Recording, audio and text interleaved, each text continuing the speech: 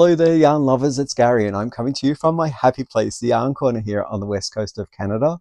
How are you all doing? I hope you're well and staying safe. It is Sunday, the 4th of January 2026, and we're here in the new year.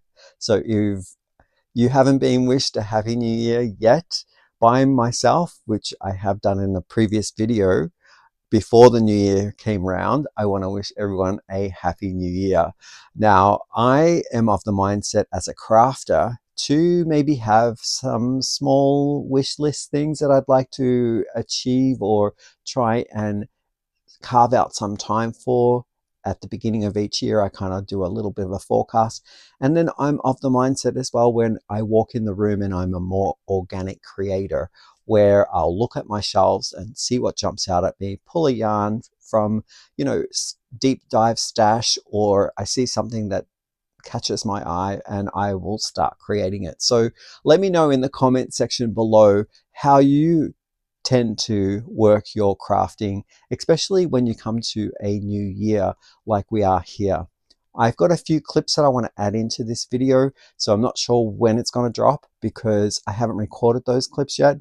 So this is a little bit of Gary gonna be juggling to the future and then back to the present day right now.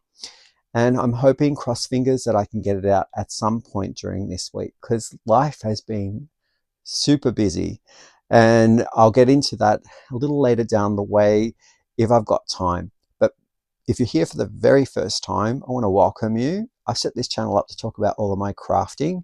That includes knitting, crochet, my yarn acquisitions, any tools of my craft that I use. I will talk about patterns, all that wonderful stuff. So if you like all that sort of thing that we talk about here, then please stick around.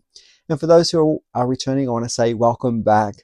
It's been so wonderful. You were so encouraging over my Vlogmas, which is a daily December 1st all the way through to December 25th, that I did some small daily shorts. And you encouraged me, you wrote comments. We were unveiling a wonderful, it was an advent that was gifted to me by a good friend Edith. So I want to say thank you for encouraging me and joining in along the way. I'll leave the list down below, the playlist of that, so if you want to go back and see what I'm talking about, that's where it will be, down in the description box. And I know that we've all been super busy, so any time that you've devoted to watching the recordings or the posts, I want to say thank you. And I hope that 2026 is a good year for all of us, and especially for our crafting, that we don't get into any funks and that we have continual creative juices flowing. So I think that's a great thing to worth cheering about. So in this video, what are you going to see? You're going to see some finished objects. You're going to see works in progress. And if I've got time, I've got some happy mail too. Some things that obviously got stuck in the mail over the holiday period have just come through. So I'll show you some of that. And I also have catch up on what's been going on in the community. Now, you might see me cut this down into certain segments because, as I mentioned, I have lots to record and fit into this, and I don't know whether I'm going to get it all in the one day. So cross fingers, you'll see it by the end of the week. First thing that I'm going to catch you up on are finished objects. So this one you're seeing behind me is a finished polo shirt that I knitted up. I was thinking about how to describe the make, and I would say for me, at the stage of my knitting, crafting kind of journey, it taught me some new techniques and a combination of structural things that I had not done before with a top, and I thought that those were really invaluable. So yes, a enjoyable knit and also a very educational one. So somewhere in the middle between had fun and also learnt lots of things, made some mistakes, all piled into this project. Okay, let's take a look. The pattern is called It's a paid for knit pattern, Yume. There it is there. You don't unfortunately get to see the full garment on the pattern. You get to see a few like close-up pieces, and it is by a designer called Markus Knits. I guess the name of the designer is Markus. And I'll link it down below in the description box. So any patterns that I might mention, YouTubers, pattern tutorials that have helped me along the way, I'll include those down in the description box. So do go down there if you're interested to link to other things that you might hear me talk about, or if you want to investigate further. So love the pattern, well written. The only one thing that I could say that I had issues with, where I couldn't sort of like figure out myself, was the decreases under the arm, the sleeves. When I was picking up for sleeves and it was telling me to do my decreases, and not sure how to follow on with pattern because the pattern was being swallowed up by the decreases. So I was getting a little confused on how to finish that area. So I kind of just guessed and stuck with what I thought the pattern was saying. And there's no real examples in here on the underarm as well. But what the pattern does, it gives you QR codes which link to a visual resource on special items like the collar, or if you are picking up stitches, I believe it was for the front and back's seam line. But the collar was a very interesting construction. It actually had me binding off using the grafting stitch and then picking up from that grafted bind off for another part of the collar. So it was almost stopping the work in a nice clean cut edge and then restarting the work again to complete the collar. I thought that was quite interesting.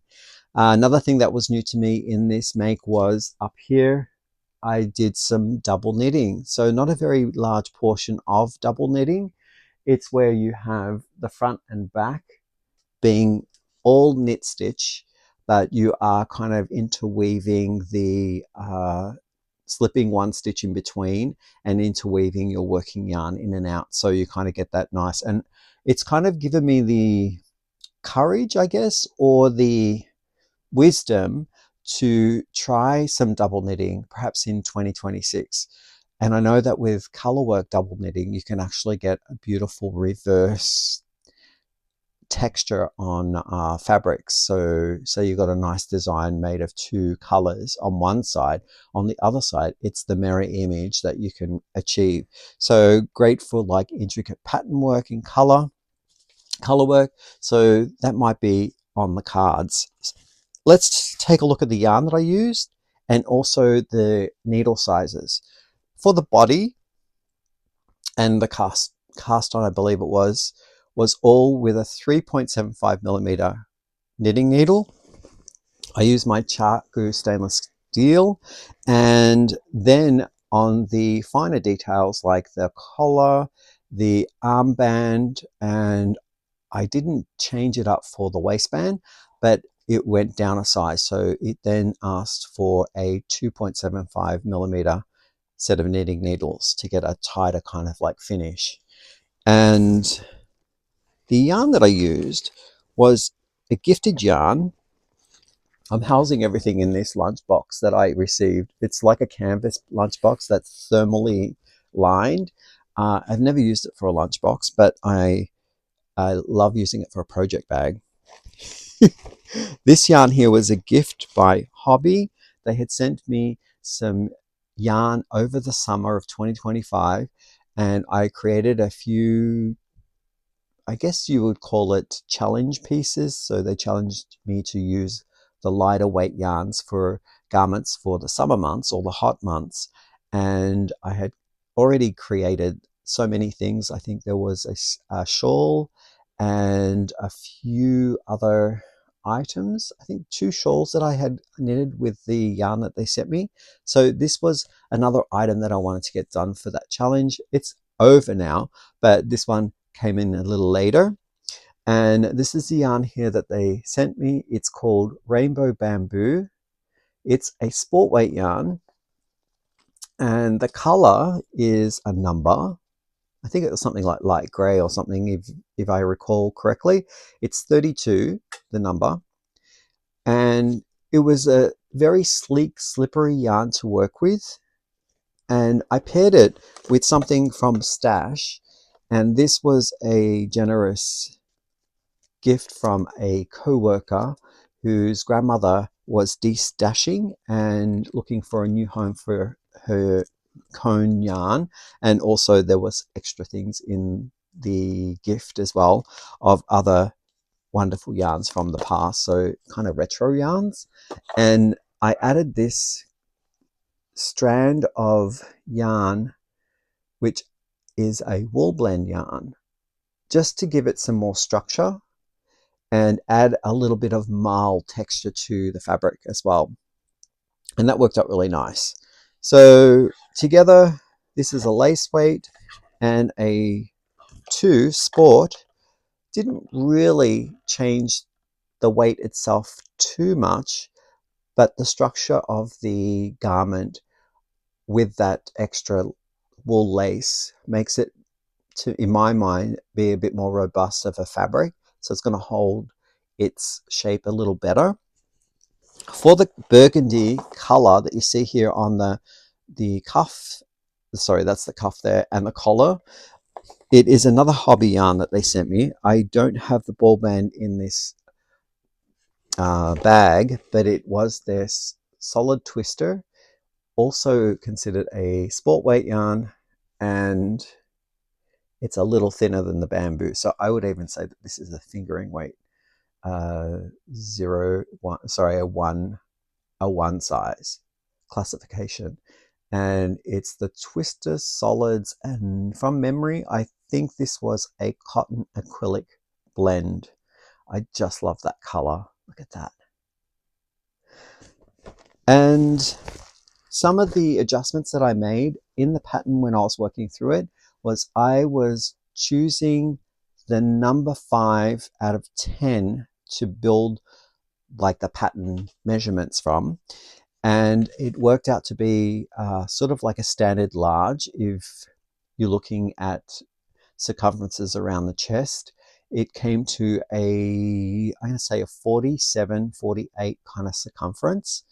And there was one thing that I eliminated from the structure of the polo's body was the underarm bridge. It asked for 12 stitches between the front panel and the back panel. And it was giving me around just over 2 inches of extra fabric. And it was on both sides, under the left arm and under the right arm, that I took away, and I didn't use that. I did actually knit about 50 grams of it in the round and tried on the garment, and it was way too loose. So to size it down a little bit, because I felt the shoulders were fine, it was just the rest of it was going to be too big. So I just took away the cast on stitches that they required under each of the arms. And so that worked out really well. Nothing else was done that was out of the ordinary for alterations apart from that one thing.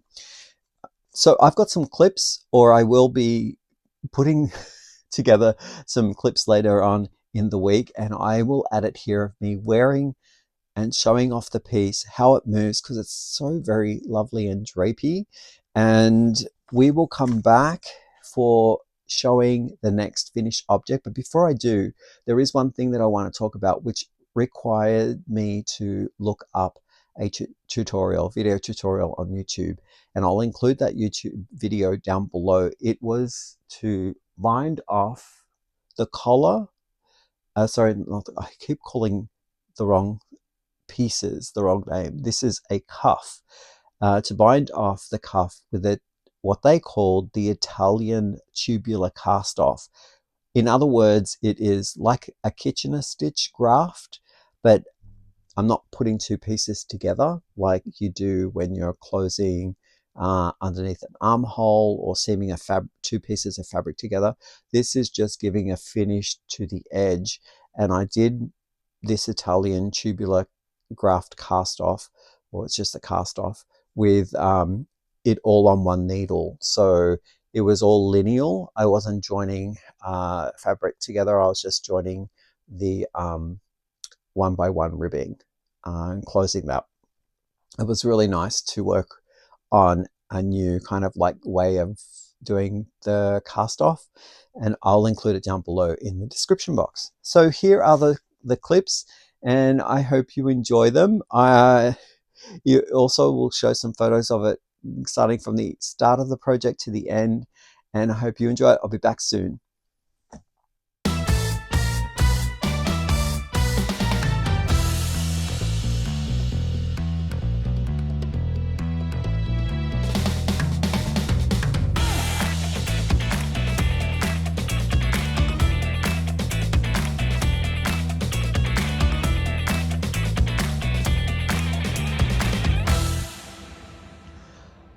Hopefully those clips that I put together give you a bit of a lifespan of my Yume that I knitted up and the wonderful drape. Moving right along to the next finished object. This is not one of my finished objects. It is one that Chad, my husband, finished.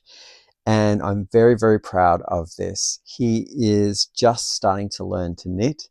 I did teach him about, I think 5 years ago, we had a go at it, and he finished a very, very narrow scarf that was long enough for our 3-year-old or 4-year-old at the time niece, and he wanted to try it again.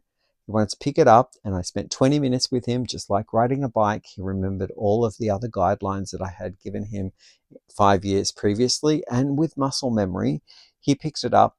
I mean, sure enough, he was not proficient at it, but he's a very tight knitter.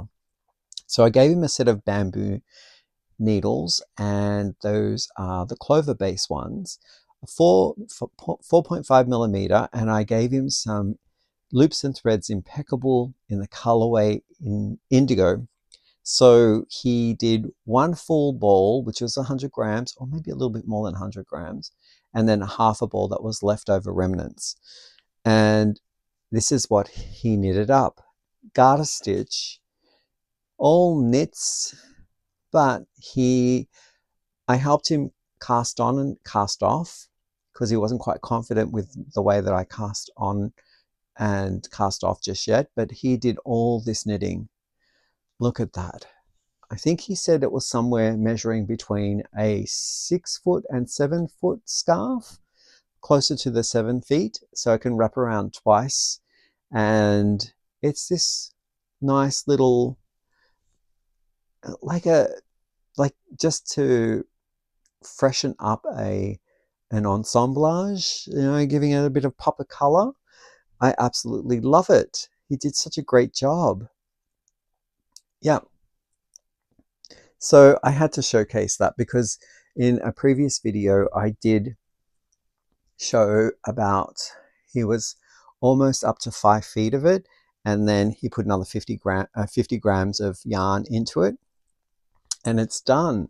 So as soon as it was done, it was like he was that crafter. He had that crafter's high, and he was like, well, what's next? I want to learn something again, keep me going. And so I thought, well, the next project could be working in the round, and so that he is trying different implements, but also I wanted to introduce purl to him as well as knit. So I cast on 80 stitches, and I am teaching him to do a 2x2 ribbing, and he's getting it. It's slow go for him, but also the garter stitch was slow go in the beginning, and he's done around 2 rounds right now. So that's like 180 stitches that he's done. I think I'm very proud of him. So yeah, we will show that, or I will show that on the channel when he has a good chunk of that done, so you can see his progress as he starts his journey in knitting as well. Next stop, maybe crochet. So talking about crochet, I've got works in progress, and my start to a new project that I haven't shown here on the channel. It is to a pattern that I purchased, and I did show this pattern probably around a month ago maybe, and it's called the Doodad. It's a crocheted blanket, and it's worked in the round. You don't turn your work, it's just always face forward, and it's by Hooked on Sunshine. The designer's name is Vanessa Smith. It's a very involved pattern. It has photo imagery of each of the acronyms, like stitch acronyms that are used in the written out pattern, so you can do a bit of an explore if you don't know what stitches are being used and what the acronyms mean. So it goes into detail before you get going on the pattern, and then it never leaves your side. When you're starting off the central start, it's circular, and you do these wonderful motif in the middle until it corners off the edges and becomes a square. So then it goes into the repeat. After I think round 24 or something, it starts the repeat. Okay, so let's take a look at my progress so far. I think I'm at maybe round, I'm going to say 30. So I've started on my second repeat, and here it is here. Not perfect. There might have been one missing stitch, or perhaps maybe I fudged a little bit here and there, but overall kind of gets the gist of it, and I want to run with it because I just want to keep going on the pattern and see how it works up, where I can improve in the next one that I do of this pattern. So what do you think? I love the colors. They're very pastel. They're not vibrant. They sort of shift nicely into each other, so they're all of the same tonal hue or tonal value, and I love that. So yeah, it's a 4-weight yarn. It might need a bit of blocking in the end. The central piece is a little looser than the exterior rows, so maybe I think after I wet block it, it will kind of like all stretch out nice and even. That's my hope anyway, and I know that blocking does wonders. So the yarn that I'm using is Caron Cotton Cake, and I have one full cake of this that will go into it. This is in the colorway called Rich Mint, and this is 60% cotton, 40% acrylic. I think that might block fine. I know that acrylic sometimes you have a little bit of harder to kind of like struggle to get, but I think heat would sort of like slightly stretch out where it needs to with the acrylic. So the other thing that I wanted to use was 2 more cotton cakes from Caron, but these are the striping color changing balls or cakes of yarn, and these 2 are in the same colorway called seashell. So I used 2 seashells, and what I had done was I prepared all of the segmented colors by winding them off the cake, attaching the light colors together and making balls of yarn in those colors. Now some say that I should just go ahead and buy colors in the yarn to begin with and not do the whole kind of color controlling, because it's kind of a waste of time. But I didn't mind that because all the colors were already the ones that I wanted, and I didn't have to go ahead and do any testing to see whether these colors made sense together. So it was all there in the cake, and I just thought I'd chop them up, make them into their own little balls, and then when I do my rounds, if I want to do 3 or 4 rounds and then decide to end it, I just cut the color off and start with my next color on a fresh round. So this seashell has all these different colors. There's a few more that I won't be able to pull out because I don't have enough hand space to hold them all, but there's like a light bluish one and some more tans that kind of look like this but might be a different shade of that tan. So I'm just putting them all in, and the last and final one that I'm using is This yarn here, which I picked up when I went shopping with my friend Judy, and she has a channel here on the YouTube streets as well, and it is Judy at Witch Piece Craft. So we went shopping together. I was in Australia and holidaying in Cairns, and Judy and I went shopping to Spotlight, and we got this mystery bag of yarn. Now on the bag it says, it's over there, I can't read it, but I think it might be a pound or a kilo. I'm not too sure which one it is, because we use metric system in Australia, so it might be a kilo. And there were roughly around 4 of these balls in the bag, and it didn't say what fiber it was, but it does feel like it's acrylic. And Pixel's downstairs barking, so I do apologize. Someone's probably passing by the window. Yeah, so it's in this lovely color, green, and it's not a solid color. It's got like some marling there. Absolutely love that. Okay, I'm just going to see what's going on down there. Sorry about that interruption. She may or may not bark, who knows, from here on in. And the crochet hook that I used for the doodad was this one here, which is a 4.5mm crochet hook. I just checked the ball bands, and for the Karen cakes, the cotton cakes, they suggest to use 5mm crochet hook. But I'm finding that this is a nice blend for me because of my tension. I am a slightly looser crocheter, so it is making for a nice kind of sturdy fabric, but not super duper tight. Yeah, one last look of that. There it is there. Absolutely love it. Yeah. And it is rhythmical, so after I land the first couple of repeats in a round, I'm off to the races, and each of the rounds now are getting me a few minutes of work, because maybe up to 10 to 20 minutes of work to do a round, because it is getting quite sizey now. But in the beginning when I started, it went quicker, as with all things when you have less stitches to complete the round.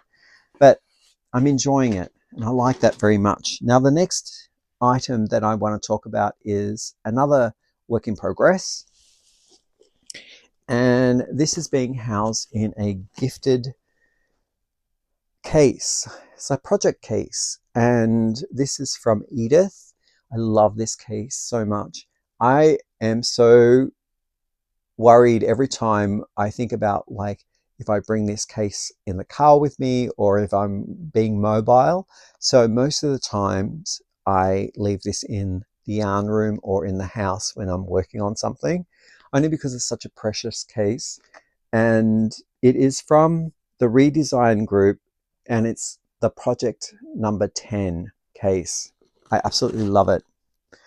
I have a whole bunch of yarn in here, which I won't pull out because I just don't have enough hands to show each of the yarns. But what I'll do is I'll slide over here. I've got a photo of all the yarn pinned up. Hopefully that's up there now that Editing Gary has put it up. Now, the yarn that you're seeing here is a advent that Edith had sent me. So this is a bit of an Edith kind of special. It has the project bag that I'm working in, and then all this advent. The top row is from Snail Yarns, which is a yarn dyer, and this advent is dyed in a fade that's circular, so it goes from a purple to a green and back to purple again. So the fade is called the Wisteria fade. And what I've done here is I've done a row underneath it. So row 2, or the lower row, is of other yarns that I have in my collection from past projects or other mini hanks, or smaller hanks, that I'm going to add into this kind of, I'm going to call it a little bit of a scrappy project. Okay, so hopefully Editing Gary can take that down now. And I've chose a pattern. This was one of the ones that I was looking at using for the Zuba Ball advent that I was showing over Vlogmas, but I realized that the Zuba Ball advent has so much more yarn that I am choosing the smaller advent, which is the wisteria one from Snail Yarn, and I'm going to make this. I started it, I casted it on, so this is brand new as well to the channel. It's the knitted shawl from Jonatan Tollow, and the name of it, I'm not going to be able to pronounce it properly, is Arsringar shawl. So it's a brioche shawl, and it is in a half semicircle, like a half circle shape. It actually is more of a elongated, so it's not really a true semicircle. Some people might call that crescent, but it does have a flat top. So lovely thing about brioche is that you get the texture on both sides with the color play. Now, because this is kind of like brioche with two colors, I'm getting the dominant color on one side and the recessive color on the one side being reversed when you flip the work. So this is what they're calling the right side. My little marker there shows me that this is the right side. All the purples that you're seeing right now here are from the wisteria advent. All the other colors are my scraps from previous projects or other minis that I have on hand. I'm going for contrast. So as you can see in this middle section here where the cast on begins, you see that there's a purple dominant color in the forefront in the first section, and then the rust brown as the recessive color. And then I flip them in section 2 where the rust brown is the dominant color or the forefront color, and then the purple is in the back. Likewise with this new set of 2 yarns, it's the next hank in the wisteria collection. You're seeing here the purple being the dominant, and then the lime green or the slime green is the recessive, and then I flip them in section 4. Section 5 is brand new wisteria hank, and in the background you'll see a light blue. And then that section 6 where I am right now, it is the reverse of that. So the light blue is in the foreground, and that, I think it's the third color that I'm using in the wisteria collection, is now in the background. But with brioche, in this 2-color kind of brioche, you get to see the reverse. When you turn it over, it's the reverse of what you see on the other side. So yeah, I'm having fun playing with the yarns, choosing colors that will blend and contrast well. And I'm using I believe it's a 4mm set of knitting needles. And it's very memorable. So when you are confident that you've discovered how many repeats there are, you can just keep knitting. I'm hoping that I haven't made any errors with not reading the pattern line for line every time I get to the new section. I just look at one chunk and I see how many repeats this is asking for, and it's working out fine with the stitch count. So that is my project that I'm using, the wisteria color fade in the it's a circular fade advent. Absolutely love it. Okay, so those are my works in progress. There is one that I haven't put much energy into since I last showed my swatching of it, so I'll leave that for another day. Now I'm going to talk about some happy mail that arrived, and we'll start with the cards. So the first one that I received here, well, I don't know what sequence they came, but on the top of the pile is this beautiful card here from my good friend Z. Hi Z! Oh, you love it. It's Chops, her little companion. And I've read the inscription on the back that Z has left me, but I won't share it here on the channel. But I love the card. The card does say Happy Holidays 2025. May all the yarny wishes come true. Love you, Z. Thanks, Z. And in the envelope that it came in was another thing that reminds me so much of Z, and it's the saying, yarn is life. So a little sugar skull sticker, and that's going to go on my crafting journal book. And I just got a message. Take that off. So thank you, Z, for the gift and the card.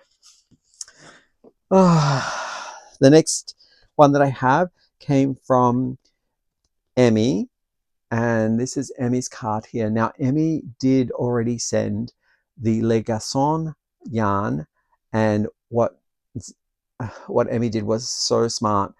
When she made the purchase for this generous gift, she just got it sent directly from Le Garçon, and then following that, I got her card maybe about after Christmas. So I'm thinking it was maybe 5 days ago.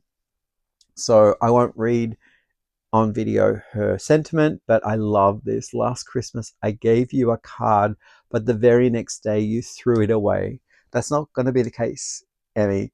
I'm going to love these cards and put them up here in the back of my shelves for at least a month of January. And then I will keep them in storage where I put them all in a bag. And my last card that I got, well, I have a package too that has a card, but this is a card that I received from a very good friend of mine. When I was in Australia, I visited her again, and this is Julie. Thank you, Julie, for this card. Beautiful card, beautiful card. And it says Season's Greetings. All of these will go up in the shelving behind me so I can enjoy them for a little bit longer. Now I'm going to put everything away and I'll be back in just a moment. Next up is a box from MSA. This box arrived when we got back from the mainland, celebrating the holidays with our family.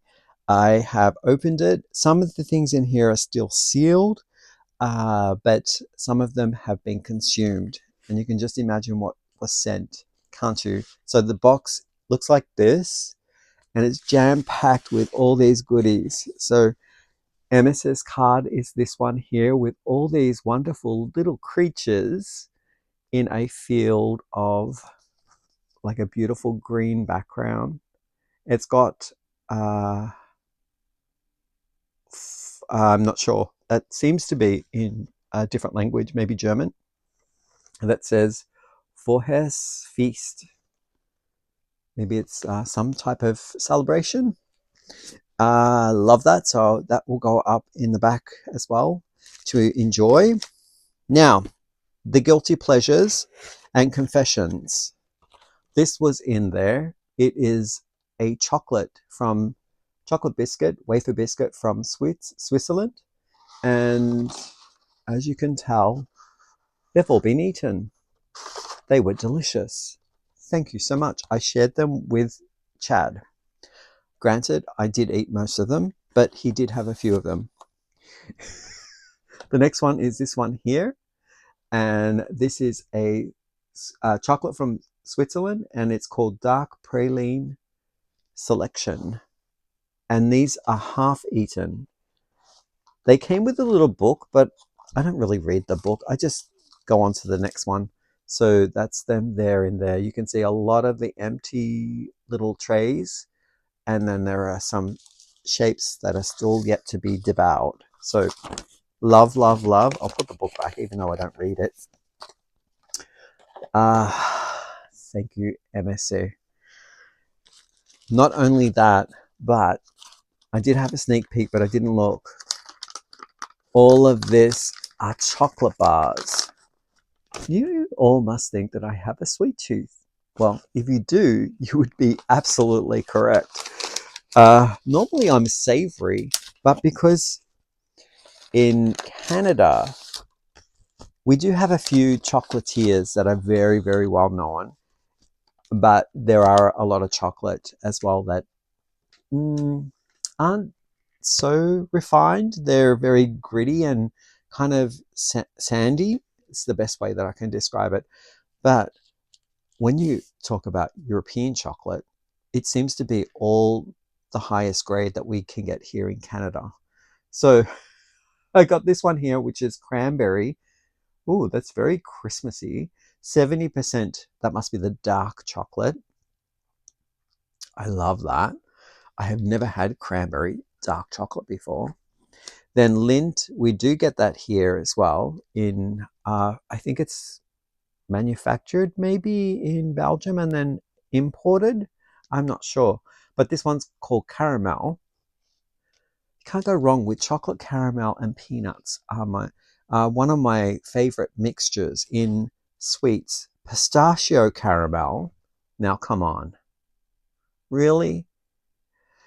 I have a dentist appointment next week only because the cleaning is due and I need to go and get my teeth cleaned. But I might actually set up a few dates after that because it's such a long time between cleanings, and I might forecast another few cleanings to get through this chocolate. I'm not complaining. It just means I have to do a bit more self-care, right? And this is mocha, so that must be our coffee chocolate. Oh, thank you, thank you. I know what we're having with coffee in the next couple of months. It's going to be those chocolates. All right, so in another baggie here, I did open this and I wondered what it was.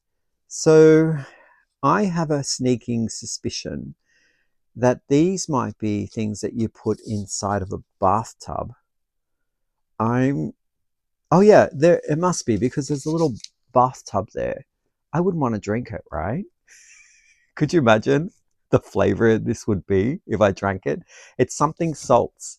So this is wild salts. It looks delightful.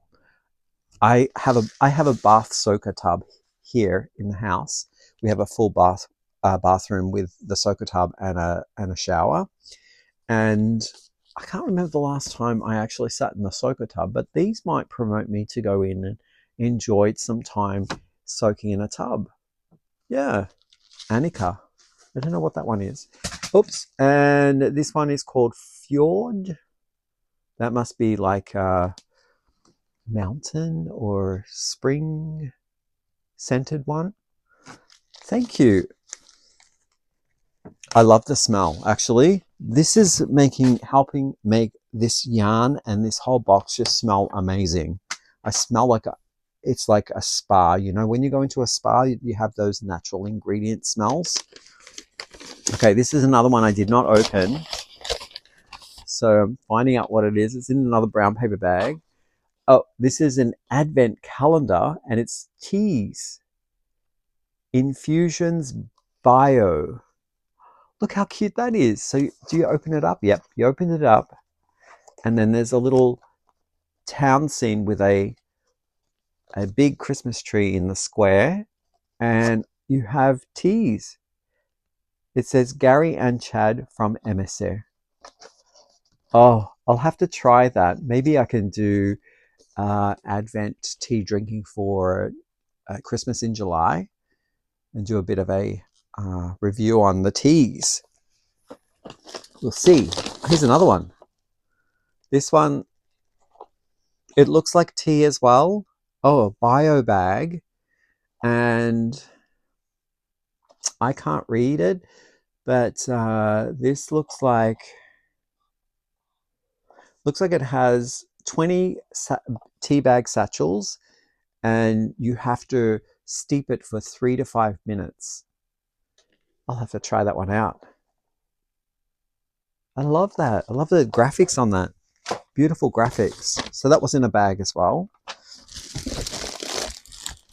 This one I haven't opened either, but it has, looks like blocks of little chocolate bites, if I'm not mistaken. Just from the look of it. I hope it's not like washing pellets, because if I open it up and want to eat it, oh no, it looks like there's some other things in there like nougat, almonds, like the nutty variety of chocolates. And didn't I just say that nothing beats chocolate, caramel, and nuts? Well, there we go. I got my wish answered. Now we're moving on to the Yarny goodies. Ah. Oh my, I'm so spoiled. You know, what did I do to deserve all this lovely generosity? And you never have to send me anything. I just love that you're here watching the channel and supporting me by commenting, letting me know what you're working on, and making that connection. I think that's a wonderful step. Wow, this is great.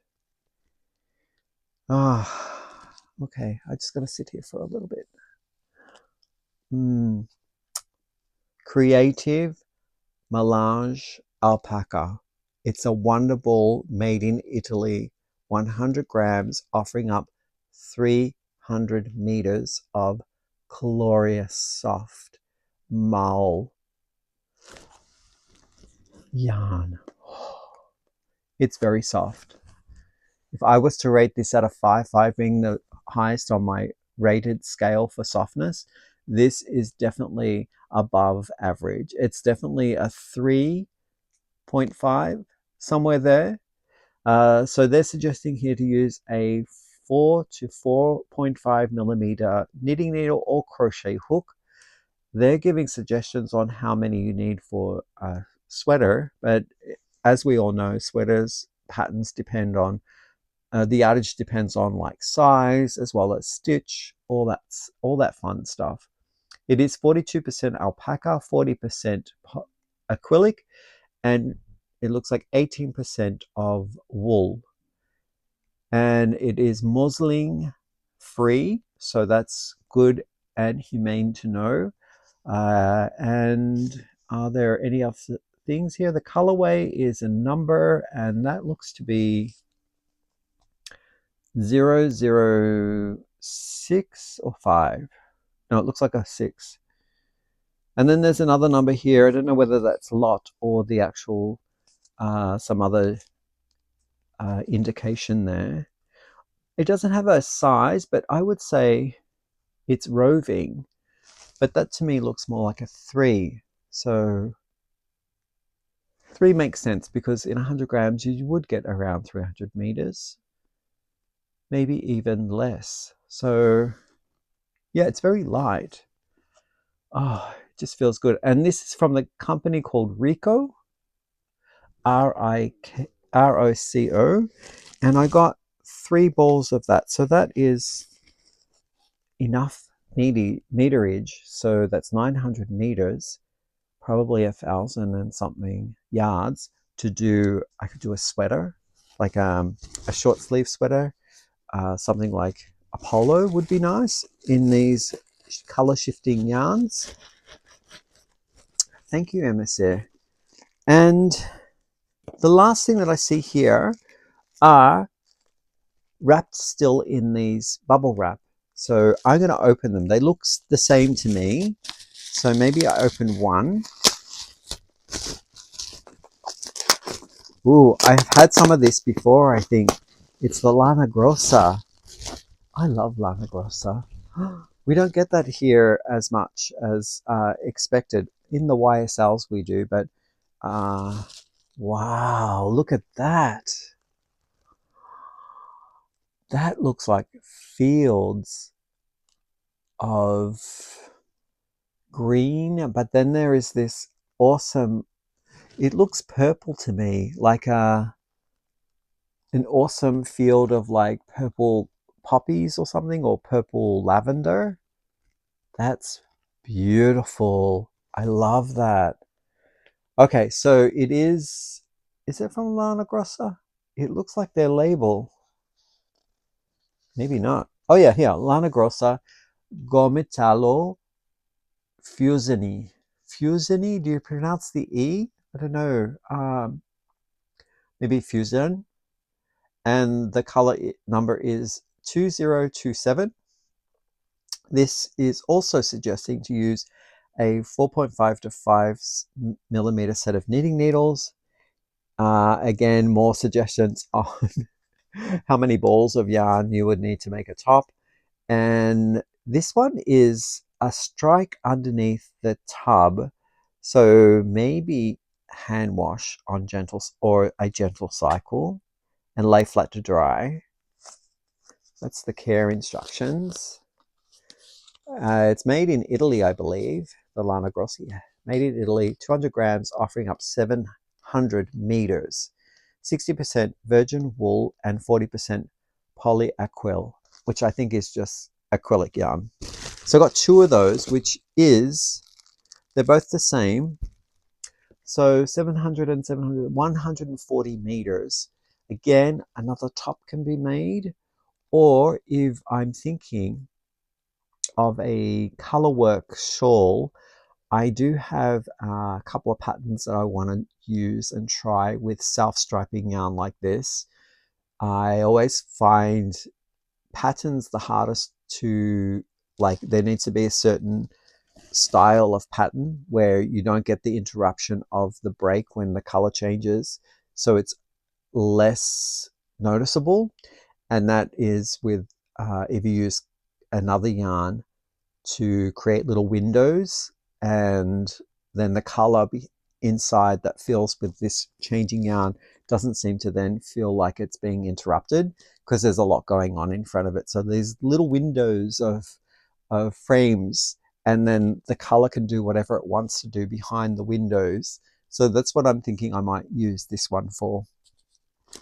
Ah, absolutely was spoiled. Thank you, Emissary.